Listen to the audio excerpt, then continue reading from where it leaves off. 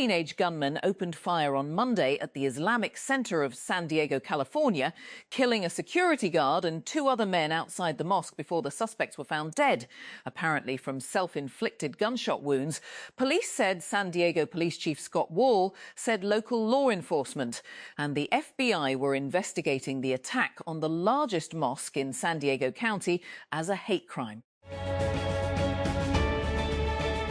3 people have been killed in a shooting at a mosque in San Diego, California, which officials believe was perpetrated by 2 teenage attackers. The shooting took place on Monday morning as officers were investigating a call about a possibly suicidal teen who had run away from home.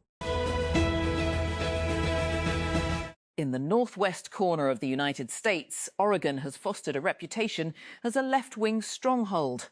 Since the 1980s, the Beaver State has consistently elected Democrats in most of its statewide races. But even in a comfortably blue state like Oregon, the fight to hold on to political power can be competitive. The United States has said it will not take part in a joint board for continental defence with Canada, depicting the country as failing to live up to its defence obligations. On Monday, US Undersecretary of Defence Elbridge Colby wrote on social media that his department would halt its involvement in the Permanent Joint Board on Defence to recess the forum's benefits. At a rally in a parking lot outside his campaign headquarters in Florence, Kentucky, on Saturday, Congressman Thomas Massie said that the Republican politicians who joined him had made a brave choice. "I'm sure they'll be punished for coming here today," he said. As dawn breaks, hundreds of men gather at a dusty square in Chagcharan, the capital of Ghor province in Afghanistan. They line the roadside, hoping someone will come along offering any work.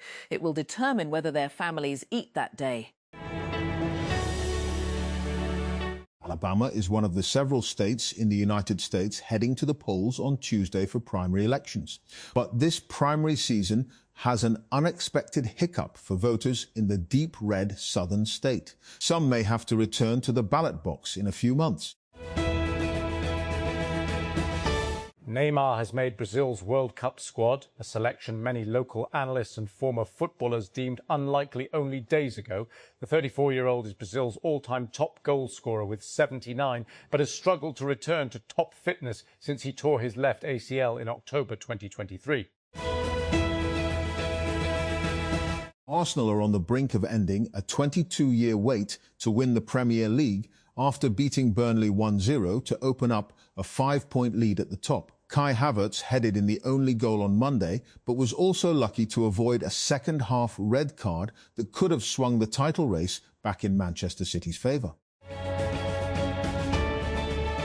US President Donald Trump has announced that he is delaying a planned attack on Iran, which was scheduled for tomorrow, after appeals from Qatar, Saudi Arabia and the UAE to allow for more talks. Al Jazeera's Alan Fisher breaks down what Trump said. Bolivian security forces have clashed with followers of ex-President Evo Morales as they marched into the capital as part of a nationwide protest movement fueled by the nation's worst economic crisis in a generation. After a 6-day march through the Andes, thousands of maramites and slingshots converged on the capital dynamite sticks La Paz on Monday, where they were met by riot police.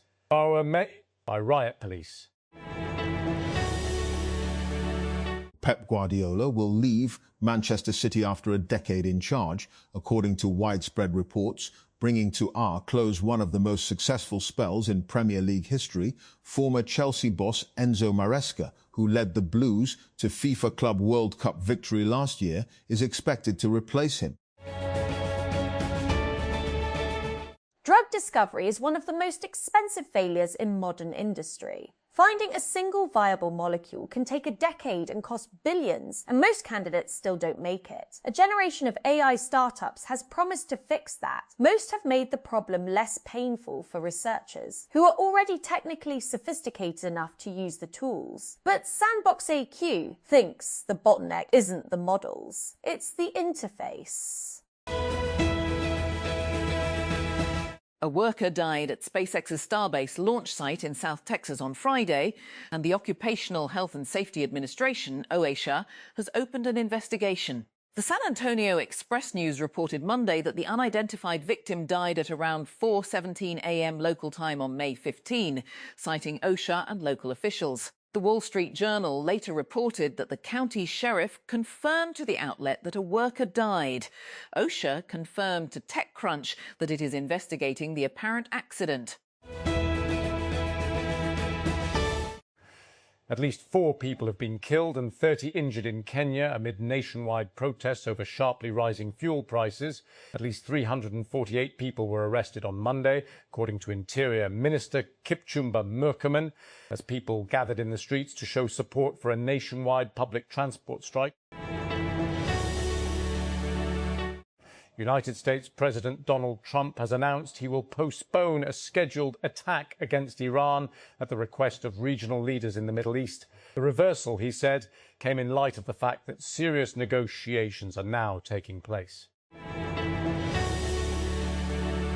The race pitting a candidate endorsed by President Donald Trump against Congressman Thomas Massie, a rare Republican critic of Israel, has become the most expensive House of Representatives primary contest in the history of the United States. The avalanche of spending, totaling more than 34 mitters by Monday, according to official records, highlights the significance of the elections that could oust one of the few Republican opponents to the war with Iran.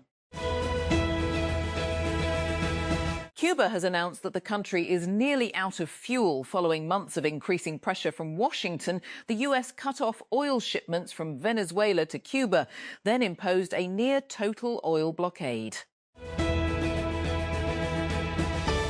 The administration of United States President Donald Trump has moved to dismiss criminal fraud charges against Indian billionaire Gautam Adani in a case where he is accused of bribing Indian officials for as much as 265 meters to secure contracts and lying to US investors to land a solar energy project in India, allegations that his company has longed.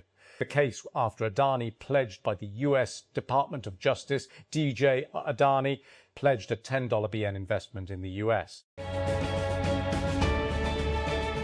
US President Donald Trump has said he is holding off a military attack on Iran planned for Tuesday at the request of Gulf states as serious negotiations are now taking place. In a post on Truth Social, he said he had been asked to do so by the leaders of Qatar, Saudi Arabia, and the United Arab Emirates. Iranian human rights activist and 2023 Nobel Peace Prize Narges Mohammadi has returned to her home after being discharged from hospital. Her foundation said Mohammadi, 54, was released from Pars Hospital in Tehran on Sunday, the Narges Foundation said on Monday. She was transferred from prison to a hospital in early May after she had 2 episodes of loss of consciousness and a severe cardiac crisis. Palestinian group Fatah concluded its 8th General Conference late Saturday, but the results of the elections of the group's leadership bodies, the Central Committee and Revolutionary Council, were not announced until Monday afternoon. The delay compelled Wael Lafi, the head of the Elections Committee in the General Conference, who is also the legal advisor of the Palestinian president, to defend the process and delay even before convening questions about membership, funding, and the general political direction of the group, which dominates the Palestinian Authority, overshadowed preparations for the General Conference. Police in California have said they are responding to an active shooter at a mosque in San Diego. The authorities called on residents in Monday to avoid the area of the incident at the Islamic Center of San Diego, ICSD.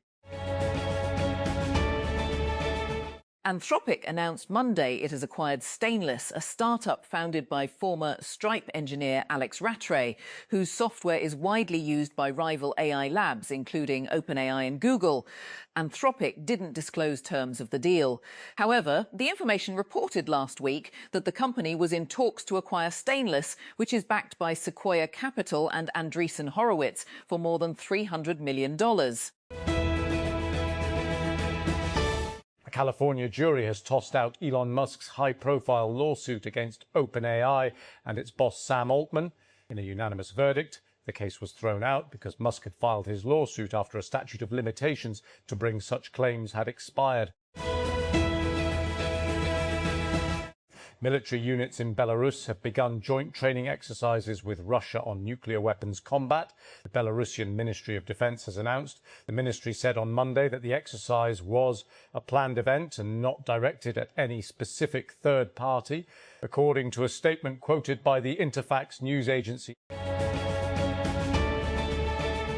Next Era Energy is seeking to acquire Dominion Energy in an all-stock deal valued at about $67 BN, creating a massive power company as the energy needs of artificial intelligence drive demand higher in the United States. It is one of the biggest proposed mergers so far this year and would create the world's largest regulated electric utility business by market capitalization, the companies said on Monday. Voters are preparing to head to the polls for a primary election in Pennsylvania, an eastern US state that has served as a crucial battleground in recent national elections.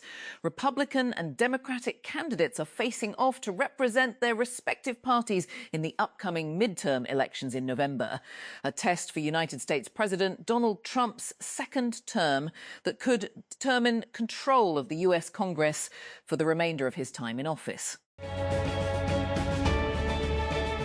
Somaliland has marked its first year of independence following recognition by Israel, but not everyone in the breakaway region of Somalia is celebrating its new ally. Thousands gathered in the capital, Hargeisa, on Monday for a military parade and traditional dances. Excitement was heightened after Israel's decision in December. The first country to do so, Sole Autonomy Somaliland is the first country to do so since autonomy from Somalia was declared in 1991.